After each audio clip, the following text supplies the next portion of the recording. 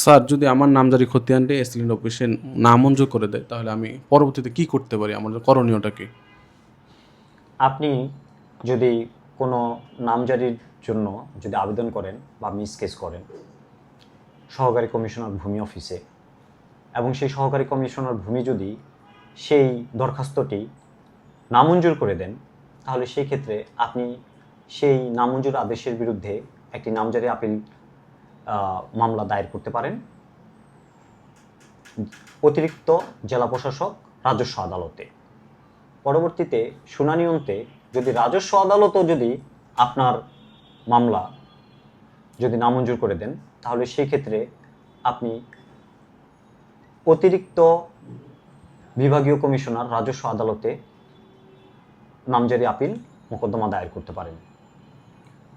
সেইখানেও যদি আপনার মামলা যদি নামঞ্জুর হয়, তাহলে আপনি ভূমি সংস্কার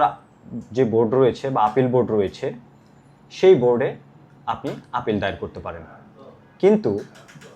এই ক্ষেত্রে আমার একটি পরামর্শ হলো, যদি আপনার নামজারি মোকদ্দমা এসিল্যান্ডের পরবর্তীতে যদি বিজ্ঞ অতিরিক্ত জেলা প্রশাসক রাজস্ব আদালতও যদি নামঞ্জুর করেন, আপনি ওই পদগুলিতে না যেয়ে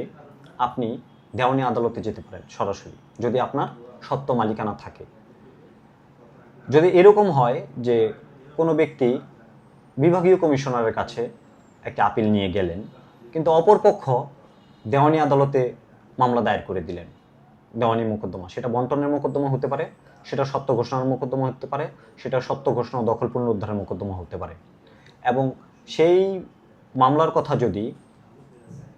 বিজ্ঞ অতিরিক্ত জেলা প্রশাসক রাজস্ব আদালত অথবা বিজ্ঞ অতিরিক্ত বিভাগীয় কমিশনার রাজস্ব আদালতে যদি বলেন যে এই বিষয় নিয়ে বাদী বিবাদীদের মধ্যে দেওয়ানি মোকদ্দমা চলমান রয়েছে, তাহলে সে আদালত ওই চলমান আপিল কার্যক্রম স্থগিত করে উভয় পক্ষকে দেওয়ানি আদালতে মামলা পরিচালনার জন্য নির্দেশনা দিতে পারে।